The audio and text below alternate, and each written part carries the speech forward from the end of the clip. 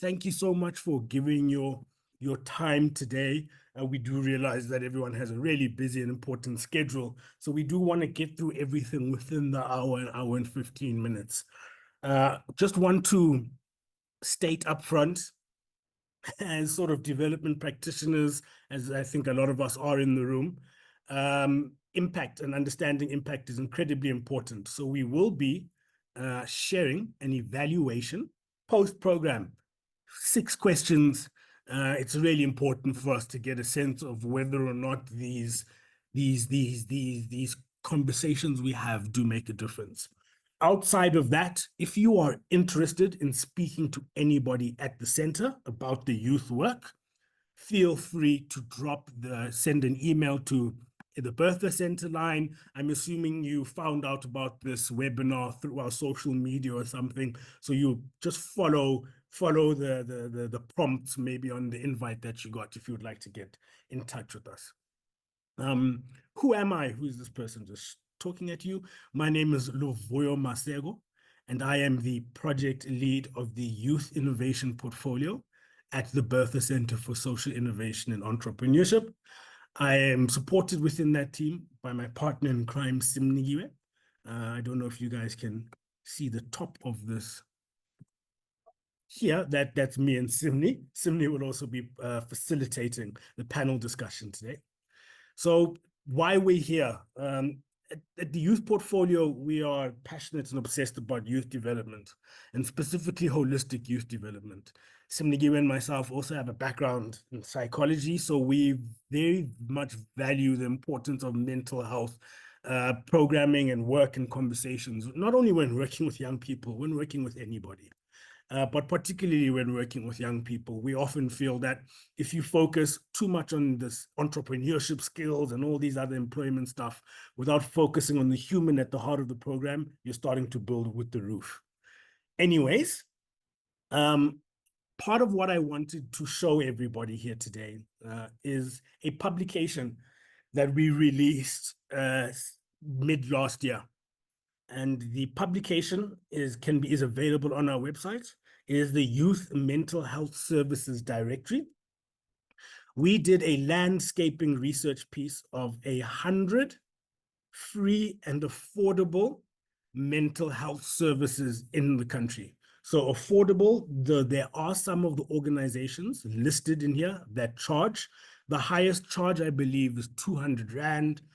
And it varies from about 50 Rand to 200 Rand. The vast majority, though, of the organizations in this publication is free. They also offer some offer in person, and others do it.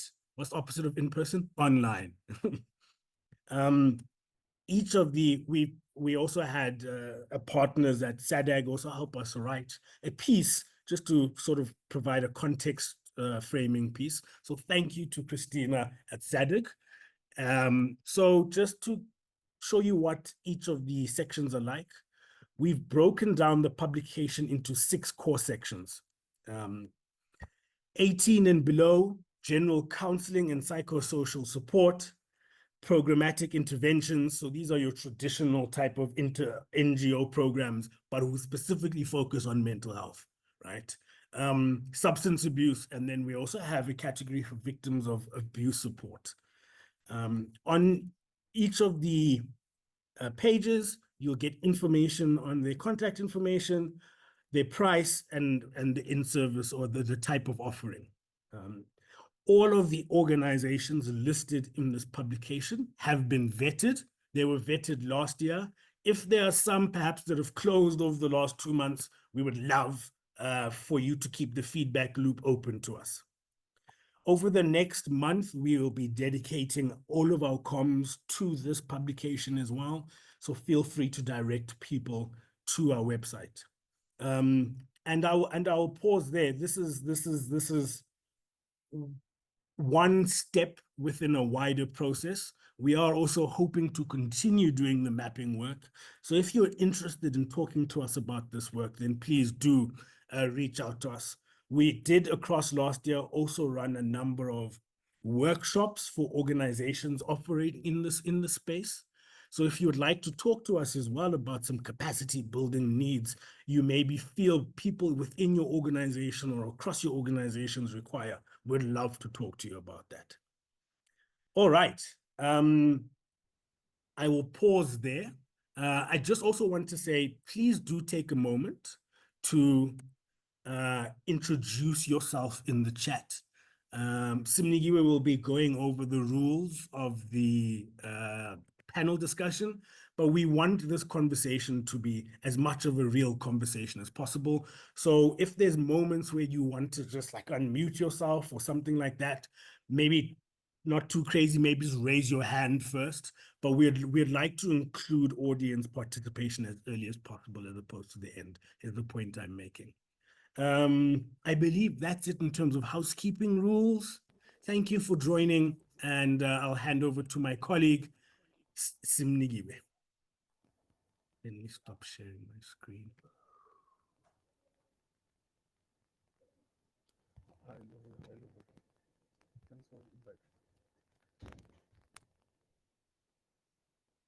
Hello again, everyone. Thank you, Luvuyo, my colleague there, for kicking us off. I look forward to the conversations. My name is Simnikiwe Kang. I'm the Program Officer for Youth Innovation at Bertha Centre. And so, as we said, this is a topic that's very dear to our hearts because we work with a lot of young people as well as youth organizations. And to kickstart, I'm very excited about the panel that we have. We've got Crystal Kemp from the South African Depression and Anxiety Group, also known as SEDAC. We've also got Luto, who is a copywriter from Philippines and also a student. And last but not least, we have Zanele from iHub. And to get straight into the conversation, because I don't want to be wasting any more time, I'd like to just start off with Crystal. If you can chat to us around the importance of mental health. Why is it a critical issue in South Africa? Thanks so much, Shimni. I think, first of all, let me start with basic introductions. So my name is Crystal. I'm one of the project managers at the South African Depression and Anxiety. And a large part of my portfolio is looking over our higher health helplines. So SADC has over 12 different higher learning helplines specifically aimed at students and staff members. And I think, Simni, something that is often misunderstood or understood incorrectly is that every single one of us has mental health. And so what we really want to do is make sure that we're looking after that mental health in the same way that we would look after our physical health. Not everyone has mental illness. However, if we aren't looking after and prioritizing our mental health, 1 in 3 people within South Africa will suffer with a mental health issue at some point in their life. And I think that's why today's conversation is so important. We need to break down stigma. We need to create awareness. We need to create education so that people really feel like they're empowered to prioritize their mental well-being, and also to identify signs if they are looking at, perhaps they feel like they might be developing a mental illness or struggling, and how to manage that and the best outline and way forward. And I think if we don't have these conversations, we're going to have a society that is under-knowledged, under-resourced, and very much struggling. We know COVID really brought about a lot of focus on mental health, and I think it's really important that we continue with that trajectory, placing emphasis on a topic that is really just so important. Thanks, Crystal, for kicking us off there. Very important what you highlighted. And so my next question would be to Luto, as the youngest person in the panel. If you can share, Luto, some of the mental health challenges that you or other young people experience in your community. Hi everyone, my name is Luto. I am a copywriter from Philippi. I am really passionate about youth, youth work, youth development, community development. So I think the challenges that we face as the youth, I would say, it all comes from unemployment, the crime, the violence, So those things will then lead to stress, depression, will lead to anxiety. But you don't really just have those things. I will quickly make an example. Let's say you go get a qualification, then when you're done with the qualification, you don't get employed, and now you will start feeling a bit of sadness, which will lead to stress, then depression, So I think mostly as the youth from the township, I think we deal with depression, with stress, anxiety, but we're not really aware that we are dealing with these things. Thank you. Well, thank you, Luto. You're also highlighting the awareness in which Crystal also mentioned that we need to speak more about some of the challenges that young people experience, and also not be operating in silos or not making space for these conversations. And so I'm going to cross over to you, Zanele, as someone who is working with young people. What role do youth hubs, like the one that you're working for, what role do they play? For example, community-based programs, in order to support young people that are struggling with mental health challenges? Yeah, thank you for that question, Sydney. Hi everyone, my name is Zanele. So I'm part of a organization that offers a digital marketing course, right? And so I work a lot with different young people, right? Different backgrounds. I think when we speak about youth hubs and organizations and community-based interventions that exist, I think for me, two things come to mind that help in terms of dealing with youth mental health, which is one, a sense of belonging. When you look at the young people who are facing any kind of mental health issues, there's almost like this othering and alienation and a sense of exclusion that they feel, where it seems like they don't necessarily belong and fit into the communities and spaces that they're in. And so these youth hubs and organizations create a space where they meet other people who look like them, who talk like them, who live in the same place, right? Experience the same things or similar things, yet somehow in these spaces, they belong. They aren't othered. They aren't considered too much to bear with, too much to deal with. And so it's almost like that sense of belonging they get to experience in those places that they might not experience somewhere else. And I think the second thing is being seen.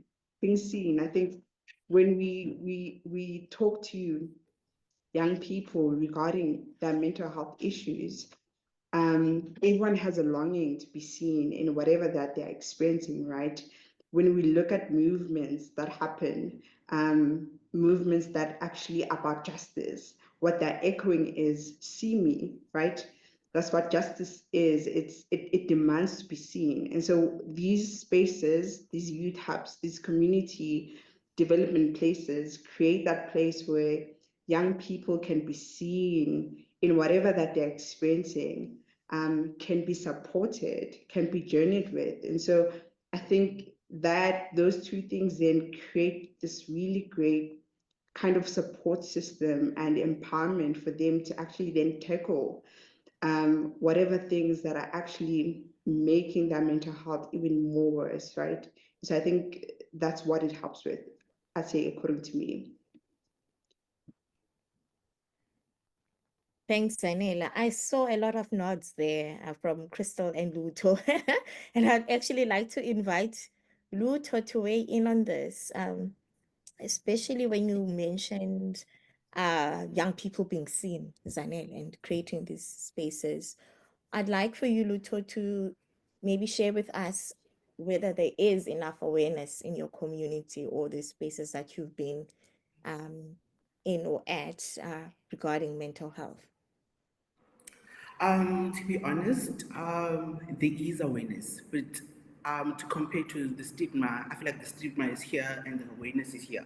And the stigma is kind of like winning, and the awareness is trying to catch up with it. But there is awareness, but it's just that with the environment that we're in right now, like in the township, there's not much awareness. For me, I think yes, the organizations are doing pretty well when it comes to bringing awareness, but like I would love it for the schools to get involved, especially with the young ones, primary school kids, to be taught about these conversations. We could say there is something called mental health issues. If they are taught from a very young age and taken to high school, they're not going to be like, oh, it's really taboo for me to talk about it. But I think we are really doing well with the organization to bringing awareness, people knowing about this issue in our community. But I feel like there's still a long way for us to get people to know about it and get to people to talk about it, because in the township, already having a mental issue is kind of like it's taboo, not only taboo, they feel like it can only affect certain people, not everyone. I also like the fact that Zanella spoke about the youth being heard, being seen, but I think I would love to touch on of being heard also. We in the township, we don't really get that one-on-one attention. Every time when you tell a story, someone relates to it. So having such organizations where you can just sit and just tell your story and people listening to you and actually understanding is actually a great thing. But with awareness, there's still a long way, but we're getting there. Also with social media, it's doing great, But yeah, I think I'm done. Thanks, Luto. Crystal, would like to invite you to just share some of the warning signs. I know Luto touched on enabling space in the school, space, to put it that way, enabling these conversations and maybe the support. So in your experience, what are some of the warning signs that we should take note of as a society, and maybe more focus on whether it's teachers or your peers, or your support system, things that we should be taking note of when young people are experiencing these challenges? Sure, where to begin? And I think as Zanele was speaking and she was sharing about the importance of people being able to identify who they're talking about mental health with is so important. It's a natural human condition to want to be able to relate and feel understood. And so when we're looking from people from the same communities, from the same kind of backgrounds, being able to share with someone like that can be incredibly empowering. And yet I think in so many communities in South Africa, that topic of mental health is still absolutely taboo. As Lucio said, it's just not a topic of discussion. And I think that this is where the youth, both young adults as well as teens, play such a crucial role in reframing that mindset within our society. We know a lot of older generations are not conceptualizing or have no belief in mental illness. It's not something that you want to have. It's not something you want to discuss, and it becomes a very private thing. And as soon as we start to internalize things like that, we run the risk of withdrawing from everyone and everything. And we also paint ourselves with shame, like there's something wrong with us. And I think we need to start breaking that narrative. And how do we break that narrative? By having discussions. Specifically, as Zanele said, and having discussions with people you can identify with. There's no if an American professor came here today and started telling us what it was like to live in Tembisa, how does he know what it's like to live in Tembisa really? And I think that's that importance of getting awareness within communities, but also getting awareness that is relatable, where when you say to someone, I understand how difficult this is, you genuinely understand how difficult this is, rather than trying to assume that you know. So SADC does a very, very interesting school talk project, actually, that I thought I'd touch on a little bit just based on what Luto was saying. And in the school project, it's called Teen Suicide Shouldn't Be a Secret. And so what SADC will do is they'll go to a school and they address the students class by class, grade by grade, talking about mental health, talking about mental illness, talking about what do you do when you're not feeling okay? Who can you turn to for support? And also exploring those support systems with someone. Not everyone is able to talk to their parents or their caregiver, but do they maybe have an aunt who they could reach out to, or a teacher? And so also opening those channels of investigation. Where can I go to where I'm struggling? The reason we would never give this talk within an assembly setting is I have no idea the effect my talk is having on an audience of 500 students. And so we do much smaller groups, like I said, class by class, and we'll make sure that we have a speaker, but also a counselor available, so that if a student is struggling, we can get them immediate help. But part of this intervention, and I think looking at any kind of intervention or any kind of education awareness, is that we can't just talk to the student, because the student goes home and says, Mom, this person was telling me today about mental health. And the mom's like, what? Why are they teaching you this at school? Why are they saying this? Why are they putting these ideas into your head? And so we need to look at the different branches, because we don't exist in isolation. If I'm speaking to students, but I'm not speaking to teachers or parents, how do they know what's being shared? And if you don't know, now your child's coming with all of these ideas, you feel on the back foot, maybe you feel surprised, unaware. And so a lot of times when people are surprised, they act in anger or in shock, instead of being able to say, okay, and what did you learn? Tell me a little bit more about that. And so when we look at these school talks, we do teachers talks, we do parents talks, and we do those class by class. And the feedback is astounding, you know, some of it good, a lot of it bad, but a lot of people being like, but I've never been able to talk about this before. So I think when we're looking at mental health, and I'm going to use this word, and I hate this word is normal.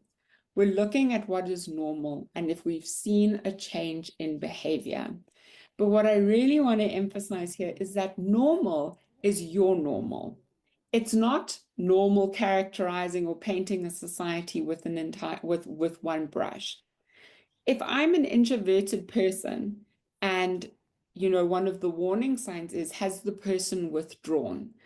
Are they withdrawing from society? Well, I was never really actively engaging with society because I don't feel comfortable in it. I don't like it. I'd much prefer a much more smaller, closer-knit group of friends, for example. I don't want to now say, this isn't normal. Normal to who? So whenever we're looking at our children or within ourselves, we're gauging this based on what our normal is. If I know that I've never really struggled with sleep, I can put my head on the pillow and just, that's it, lights out. I wish. But if that is my normal, and all of a sudden I can't go to sleep, or I'm waking up all the time, that's not normal for me. Some individuals might find that they have no problem going to sleep on time and they wake up at 5 o'clock in the morning. That's their normal. All of a sudden, they can't wake up at 5 o'clock. They can't wake up at 6, 7, 8, 9, 10. That's a sign that their normal has changed. So there are a few things that we normally look at gauging, some kind of like instant telltale signs that maybe we need to be paying more attention to this. And these are things like weight loss or weight gain. can be a really big indicator of mental illness. And again, it's being aware. If you know you've been on a holiday for a month and you've eaten 3 ice creams a day and you gain weight, you shouldn't be surprised when we're gaining the weight, right? But if we're seeing that we're comfort eating a lot, or we don't want to eat because we're so anxious, we don't have an appetite, we're losing weight, again, that's not within my normal. And so weight gain, weight loss is a big one. Withdrawing from people or situations or things that used to bring you joy. When those things that used to bring you joy no longer bring you joy is another big indicator. Sleeping habits, massive. Our bodies tell us a lot while we're sleeping. If you can't sleep, if you can't stay awake, if you can't wake up, if you're waking up all the time, these are all indications that perhaps something is wrong. Other things to look out for: what is the person speaking and how are they speaking? Are they telling you what a fantastic friend you've been to them when it's not something they would normally share? Are they trying to prep you for a goodbye? Are they giving away key or prized possessions is another big indicator. How they're talking about things, how they're talking about themselves. Also, very, very important things to kind of keep an eye on. That being said, if my boyfriend and I had a massive fight this morning and now I just don't want to go out tonight and I don't want to see my friends and I'm really upset, does this mean I have mental illness? Absolutely not. So it's not just seeing a change in ourselves, but it's also seeing a change in ourselves for an extended period of time. Normally, this is 2 weeks or longer. There's this big myth that depressed people are going to walk around, not want to talk to anyone, cry all the time. Depression does not look the same in every person. It can present very, very differently. And some people who struggle with mental illness are the least likely person that you would say within a group is likely to be struggling with mental illness. They present well. They're almost coming across as high functioning, and you're like, that person, no, she's fine. She's fine. She's so flamboyant and she's always dressed so nicely. We can't just assume that we're going to see physical changes in someone, because often people living with mental illness may feel a big societal expectation to wear a mask each day. And that mask is something that they don't let people through. And so you're not really seeing them. So warning signs, very much what is the person's normal and what is happening with them currently. Has there been a change? How long has the change been for?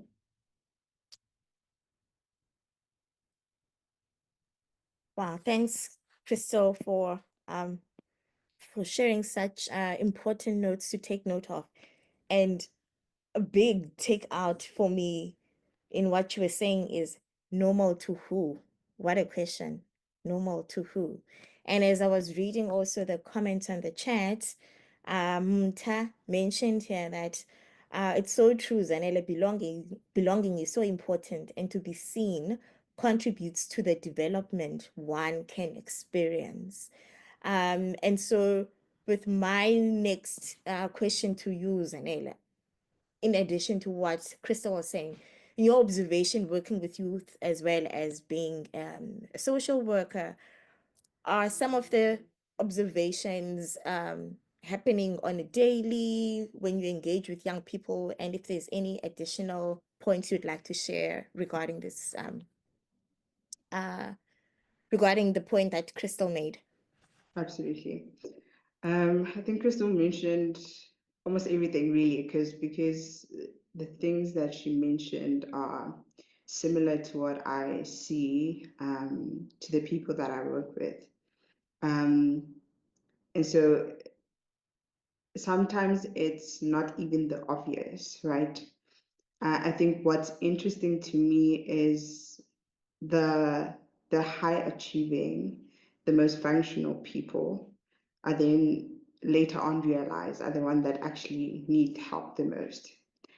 And so I think for me, one of the things I've often, probably is an easy way for me to figure out if someone's mental health is really affected, I always ask myself if they've gone through anything traumatic.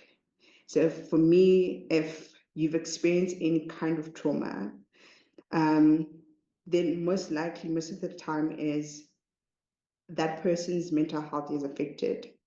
So people come and they talk, they come and they sit and they're like, no, I'm okay, I'm good, nothing's currently wrong, there's no crisis. And then we begin to talk about what have they actually experienced that has left such a lasting impact on them. They start mentioning like divorce in the family, losing a grandmother, a friendship breakup, losing a job, loneliness, all these things that are so traumatic. And then when you begin to ask, how have those things impacted them? Then you realize it's been years of having to almost like adjust and navigate the sense of I had to experience my parents divorcing, and I became a person who then isolated. I didn't feel comfortable enough to engage with people, and so I became like a loner, and I was very protective of my surroundings, right? When we talk about all of us having gone through lockdown, right?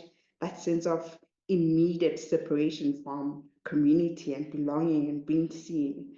And then coming out of that, then all of a sudden having to almost re-enter into society, but then realizing we're still adjusting, right? Some of us are still hesitant in terms of how do I re-enter into spaces? How do I build relationships and communities again? And so I think for me, especially when I speak to engage with parents, I always ask about if you pay attention to, is there anything traumatic that the family has experienced, whether it's moving from one place to another, whether it's the child lost a friend, whether there was a death in the family, then that should give you like a cause and a concern to then think probably this is affecting someone's mental health. And I think because we live in a time where we almost conditioned to present wellness, to present being good and functional, it's hard for people to immediately just show and be vulnerable that this is how they are. And so you have to go beyond the strong people. You have to go beyond I think they look good, like Crystal said, and really have to dig deep, and that takes effort. Having to enter and ask and be present with the person in order to know, it takes intentionality. And so I think presence, being present with people, and not assuming, being willing to do the work, to know how the person actually is, instead of assuming I know how they are, can be helpful. Yeah. Thanks, Zanele. And as you were talking, Zanele, I actually took note of what you said about the shifts that have happened in society, whether it was during COVID or even before, the traumas that happened to people. And I'm just curious to hear from Luto, as a young person who's transitioned from high school, staying in a community in Philippi, navigating different programs, as well as entering the space of education, because you're now in an institution, right? And I'm just curious to hear from you. How have you experienced support, and what does that look like for you? For example, resources that you've been able to have access to. Have they been easy for you? Or I've said a lot, but you can pick the one that you'd like to start off with first. So for me, I will forever be grateful for Philippi Village because that's where I think my journey started after high school. I left high school 2021, 2022. I took a gap year with no plan, in hand. Likely year beyond pulled through, but breaking beliefs. And you guys came along later on with change makers. So with the two programs, I was likely to be introduced to these type of topics, with more resources. Even me starting tertiary was through breaking beliefs. We were having a normal day and there was a career wayfair, and my boss at the time, she said, why not check out the career wayfair? And when I went there, I discovered the school called Tiba. So for me, I will forever be grateful for Philippi Village, because that's where the resources are, even though my peers and the people from Philippi don't really know about the resources that we have in Philippi Village. Um, we get in there. We get in there through awareness and through telling people that if you need help, you need anything, you can just check Philippi Village. It's a great space to find the resources.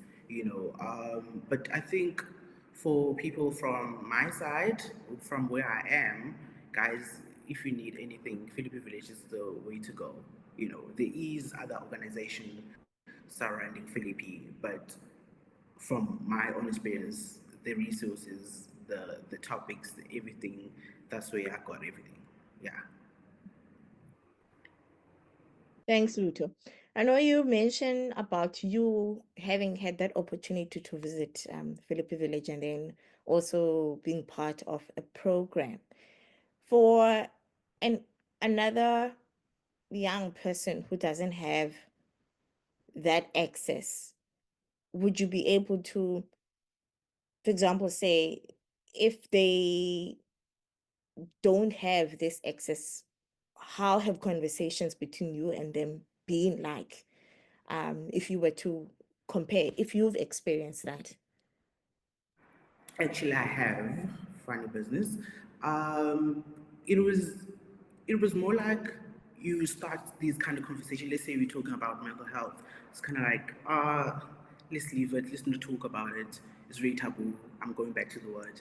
It's very taboo for them because now you're starting to get to get them open up, of which is very weird for them to open up. Now, it's better with the females, but with the males, it's kind of like, no, we're not going there. People without these resources, for them, it's like, don't talk about that because if you're talking about these kind of topics, it's kind of like you touching on my weakness side. Being vulnerable in the township is seen as weakness. So for them, it's like, we're not going to talk about that. We're not going through that side. We're going to just have a general conversation. But talking about these things, it's like, no. And it's like, what do you know? They will ask you those kind of questions. What do you know? How sure of these things you're telling me? Because remember, I have the resources. I've been through this journey. I know what I'm talking about. But for them, it's like, what are you talking about? So going back to that there's still a lot of work that we need to do in the township, but we're getting there, I believe. Thought I saw a hand earlier. You did, Simni. Okay, is that a question that's coming up? It is, it's from me. I thought I would just, if there's anybody else well in the audience, as we said at the beginning, please feel free to raise your hand. So I thought I'd just kick things off as well in case people are feeling a bit nervous. One question is towards Crystal, and Zanele as well. And Crystal, apologies maybe for limiting you for this question to your race, but I wanted to know if the experience of stigma exists across the different racial groups in South Africa, and if there are different approaches that you've seen apply work for different contexts. And Zanele, I think perhaps you'd be able to help with that as well in terms of intervention. And then Luto, the question to you is, there's a lot of these conversations about young men's mental health and boys' mental health and separate and needing to create space. Some of it's very problematic and makes me very uncomfortable. But what do you feel in terms of that? Do you think these conversations need to be separated? Do you think they need to happen across genders? And I think maybe Crystal and Zanetta, you maybe, if you want to talk to that piece as well. But that's my 2 cents, which I guess turned into 5. Thank you, Luvoy. Noted. Over to you, panel. But I think from my experience, when I started at SADAG, I started as a volunteer counselor. And I would say 8 out of 10 phone calls, someone would say, my family doesn't believe in mental health or mental illness. And a lot of those callers were Black people, and they were like, you don't understand what it's like, you don't understand the traditional aspects. And absolutely, I don't think that there's a brush we can ever paint everyone with. And I think a big consideration, a massive consideration within mental health in the African landscape is incorporating traditional beliefs. If we look historically, mental illness, the DSM, which is used for diagnosing mental illness, it's a Western construct. It came from Europe. We can't just take it in the form that we received it and think it's going to apply in an African context where there is so much diversity, where there is, we have, I think it's now 12 official languages. I know there were 11, but I think they've added sign language officially. There are 12 different languages. Let's not even considering going into different tribes and different clans and all of these things. And so a big consideration within South Africa is taking into account traditional beliefs and giving them as much, I can't think of the word, they're as relevant, they are as important as that diagnosis that one would find in a DSM. And how do we merge those two? How do we work together? How do we know if it's an ancestral calling versus how do we know if it's something like that? So I think that's a huge consideration. Personally, from my experience as a white person, and I know a lot of people are going to say, well, we're not all the same. My parents really struggled conceptualizing mental health. And I really struggled with my mental health a few years ago. And my dad just kept saying, no, just be positive. You must change your mindset. This is the way you're thinking of this as negative. And I was like, you just don't understand. And so I think, again, why I think today's platform is so important is that our youth will dictate what mental health looks like, what mental health support looks like in the next 50 years, in the next 60 years. And that's why, perhaps some of the older generation won't be reachable. They've had their beliefs, and I say this across all races, all cultures. They've been having their beliefs for a very long time, and it's hard to now say, maybe you should question that belief. But I think universally, mental illness is taboo. I look at SADAG's figures pre-COVID, we were getting on average about 600 calls a day to the call center. We now average about 2,700 calls a day. So, and to touch on something that Luto mentioned earlier, like, here is the stigma, here is the awareness, and we're still trying to catch up. But I think that's an indication within numbers that we are trying to catch up, that there are more barriers being broken down, but we have a very, very long way to go. And the only way we're going to be able to break these stereotypes is by having conversations, but also at looking at the context that we find ourselves in when we're having those conversations. We can't just assume that it's going to be a one-size-fits-all. It absolutely doesn't. And we need to really emphasize the role of culture, belief systems, countries of origin are all very important, I believe.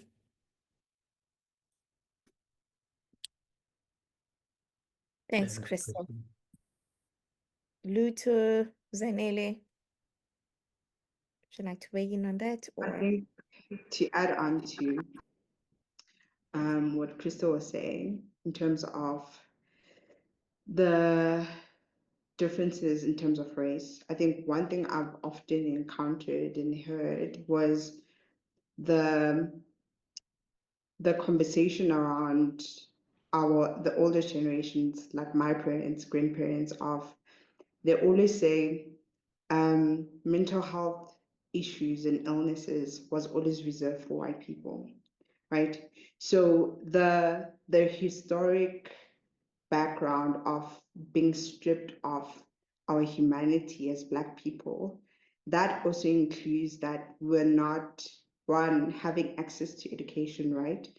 But two, meaning this idea that we're also being stripped of our ability to feel pain and experience trauma and experience all these different layers of things, right? That it was reserved for certain people. And so when we then come, this new generation comes up and they want to engage, they want to speak, there's awareness. Our parents can't relate. They can't even think of having that conversation because you're a Black child. That's not what we go through. We go through other stuff. But coming to a place where they now realize actually you were going through it all that time. It's just that part of the system had convinced you that you were actually not allowed to express pain, to experience pain. You were just subjected to being oppressed. And any outcry to say I'm in pain was silenced. There were strategic ways that were used to silence Black people to voice out that pain. So then instead we're labeled as the strong people, right? Your imbogodos and all these things, right? But instead we're not strong, right? And so part of then having to undo that historic oppression that was done to especially people of color is saying to them, you're actually allowed to say you're in pain, that you don't have to say I'm always strong.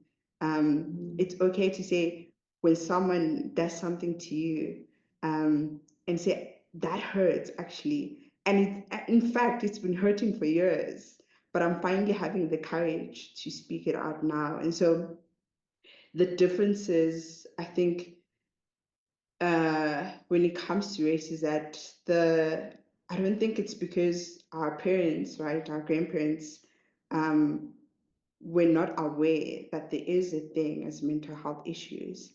I think it's because they're stripped of the opportunity, that privilege to say you can't be in pain and in this kind of way.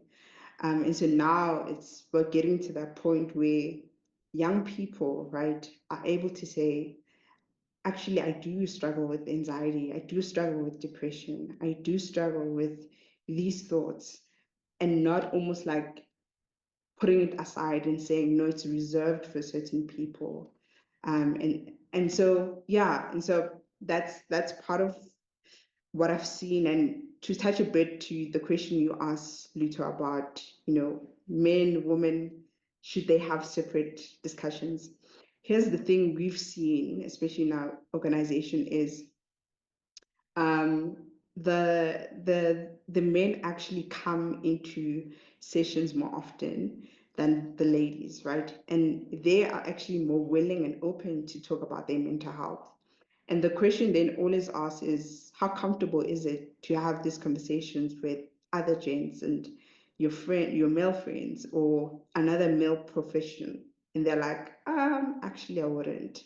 So it's almost like amongst themselves, guys amongst themselves, there isn't the safety yet to say, I'm not okay, right? Without being sus, without like feeling like you're kind of like manhood is on the line. And so it's almost like when it relates to mental health specifically, there's always much more, and I've seen it with me, much more comfortable to not speak to the other guys.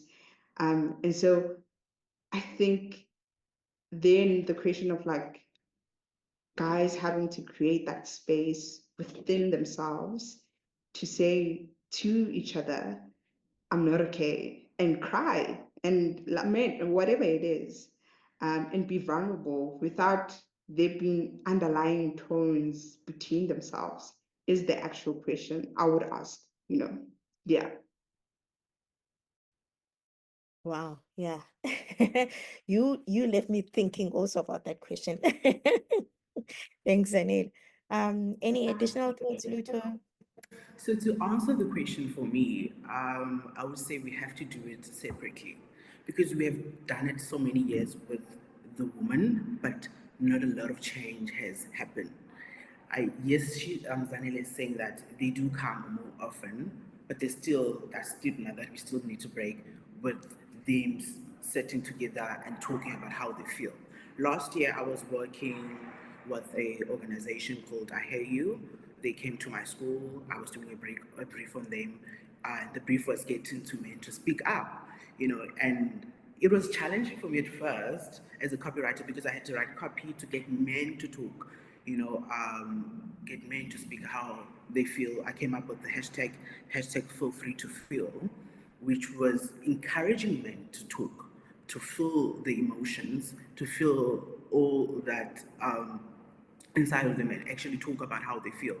And the feedback I got was actually amazing. People start talking, and now I'm talking about men. So for me, I want to deal with them directly. And I love the fact that Butluvuya said he felt a bit uncomfortable. I want them to sit with that uncomfortable feeling until it goes away. So for me, I would love to deal with them directly, face head on, and be like, we need to talk about this. There is an issue. You need to speak up. So with the campaign we did with the Hey You, we got really good feedback that we dealt with them, and the campaign was directed to the men. So I think we need to deal with men directly and talk to them, break the stigma. And if we have them in one room and actually talk about this issue, then when they leave, they can actually talk to among themselves because they are together, but I am actually impressed that they do come more to the sessions and they actually do talk. But they saying that they can't talk among each other. I don't like that. We need to work on that. They still work on that. Thank you so much. Thank you, Luto. I see Crystal has a hand, and we're nearing also the end of the webinar, but we'll just take that hand before we go on to the next question. Go ahead, Crystal. Thanks so much, Simni. I think Zanele just absolutely schooled me. And I love that. I think it's so important because it's through having these conversations that we get more insight, more understanding. So in the call center, again, when I was a volunteer, they were like, a lot of the black callers were saying to me, mental illness is a white people's illness. My parents don't believe in it. And so my assumption was that the caller's family had assumed that white people had made up mental illness this ridiculous concept. I'd never kind of explored that more to look at our history, to look at the horrors that specifically people of color endured. I think, anyway, I'm going to digress with that. But having that insight into it's perhaps stemming from a society that weren't allowed to have feelings, that weren't allowed to have a voice, that were absolutely muzzled and treated as less than. To have that insight kind of reframes the whole thing for me. And so I really want to thank Zanele for kind of sharing that and unpacking something that I didn't realize I didn't understand until Zanele really shared that. And I think looking at mental health, it's the same thing. From having these conversations, we can explain things and I 100% agree with Zanele, but then we can also integrate someone else's opinion or viewpoint into our own when we're considering them. So thank you so much, Zanele. I didn't want us to move on without having the opportunity just to thank you for that insight. Something that seems now very obvious, but I'd never considered previously. So thank you. Thank you, Crystal. Oh, the power of having aha moments and learning from one another. Truly inspiring. And I think on that note, you probably have touched on some of this question that I'm going to ask, because as we're nearing the end of the webinar, I wanted for us to look at the practical solutions, because we covered the problem, the stigmas, and that more conversations need to happen. And also tying in with what Luvuyo introduced at the beginning, the directory that we'd put together over the past couple of months, myself and him, listing the different offerings from amazing organizations throughout the country, which most of them are free. I just wanted for us to think about the practical solutions that as a society we can implement to support mental well-being. Yeah, and this goes to all of you as a panel. Take it away. What are some of the things or steps that we need to start looking at? How do we distribute these directories? There's free services at SEDEC, free support at iHub. How do we go about doing this? Over to you. Let me quickly start. So I think one of the practical ways to kind of help make almost like the resources that are even there available, right? When we talk about accessibility, right? I think also for me, it's the one also interrogating how accessible are mental health services out there.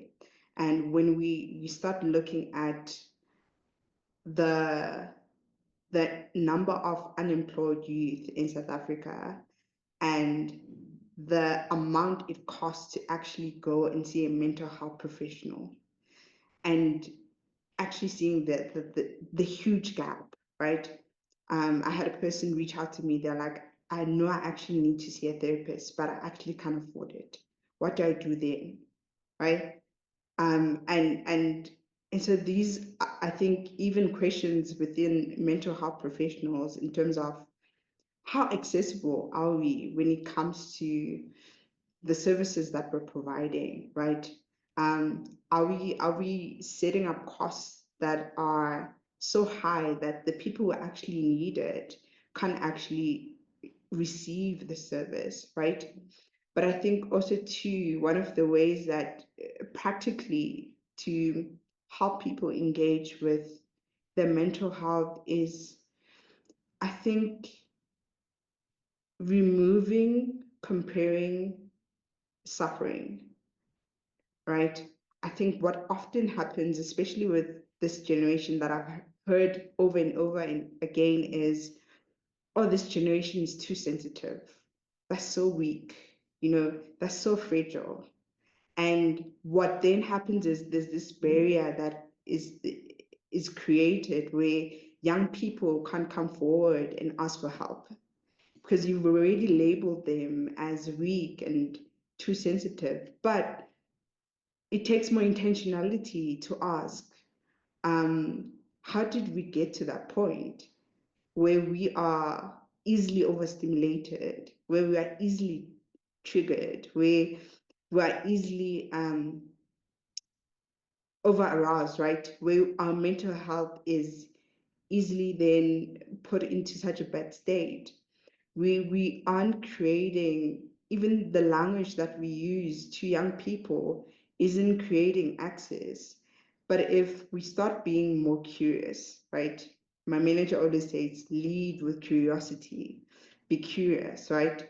If someone is according to you too sensitive, too weak, too fragile, ask why. How did we get there? What are the things underlying that have created the person to get to where they are? I think it's not helping that we are shutting down the youth so easily. I see so much on social media where there's so much backlash around young people when they start voicing out that, hey, I actually might be struggling with anxiety and depression and suicidal ideation. And the claim is, oh, you're just weak, or your parents needed to be strong on you, or they were too lenient on you, or this gentle parenting generation is ruining it, right? And all of it is saying that that young people actually needed an added layer of pain to make them stronger. And so I think even when we're changing language regarding speaking to young people about mental health, I think that would help in terms of practicality, right? If a child comes to you and they're like, "Mom, I think I'm anxious," right? How is the response? Are we shutting it down? Or are we leading with curiosity as parents, as teachers, as people who are looking after young people? What is the language that we're using? And so I think for me, language helps a lot, because then language also then creates safety. It creates an opportunity for connection, for people to open up, for people to say, actually, this is what I'm struggling with. But I think on a longer term, in terms of like creating much more accessible resources, I think we are very far from getting there, right? There is progress, there is a beginning. But yeah, we're still a long way to go.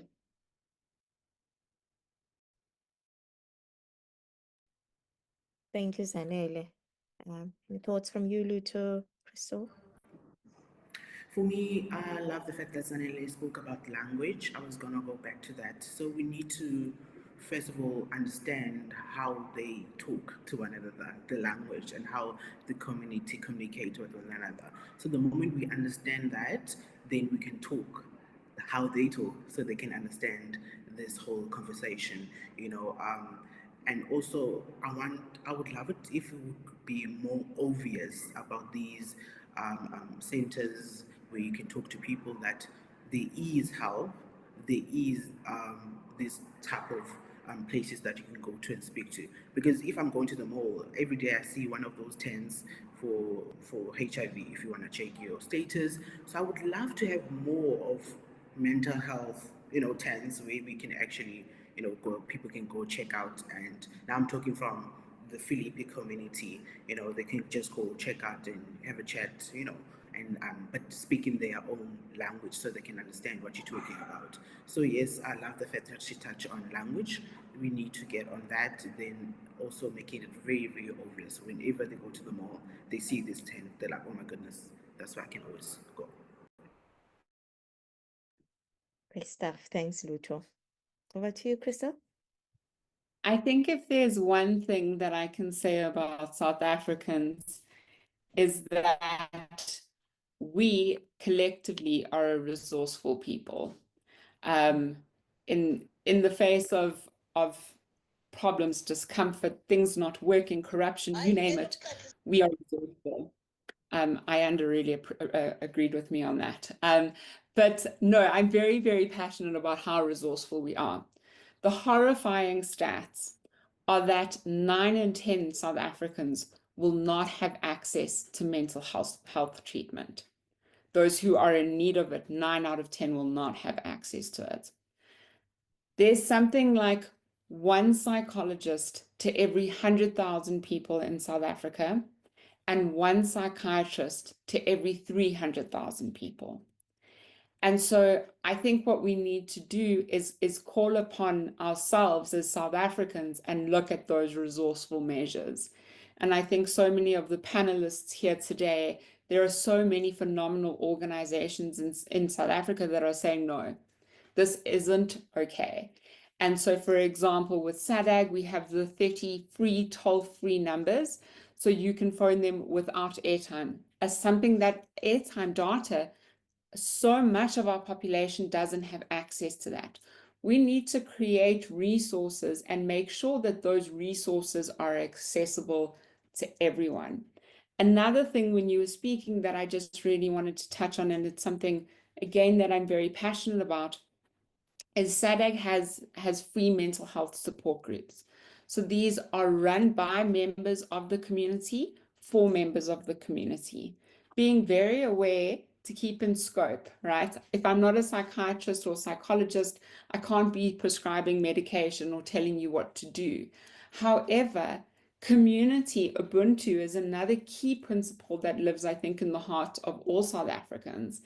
And so through support groups, what we're able to do is learn by sharing our own experiences. This tackles language, and I think in a different context, perhaps to my colleagues, we're referring to language, but we're in the same community. We can speak the same language, we can find the words together, and we can learn through each other's experiences. This is what I experienced. This is what I did. It didn't work. Oh, I experienced that. I did that too. It also didn't work for me, but then I did this, and this was really great. And so SADC has over 180 of those free support groups around the country. But what we're finding is that there is, in more rural areas, we don't have nearly enough of these support groups. Whereas very often in more rural areas, that's where we have even less resources than already under-resourced main cities. And so definitely pushing to be like, how do we take ownership? How do we make this our problem? And how do we put our money where our mouth is and do something about that?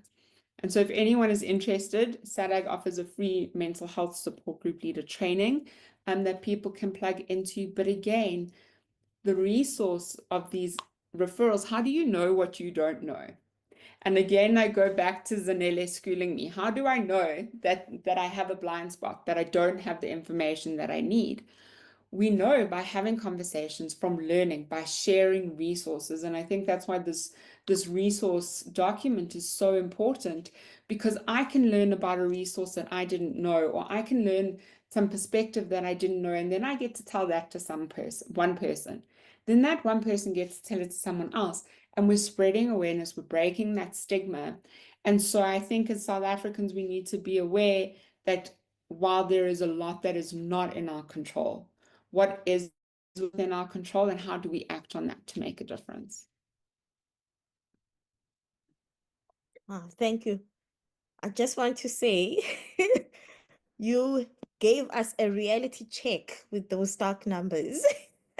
Crystal, I was like, oh, okay. And I loved at the end when you mentioned the community as a resource. It's such a dynamic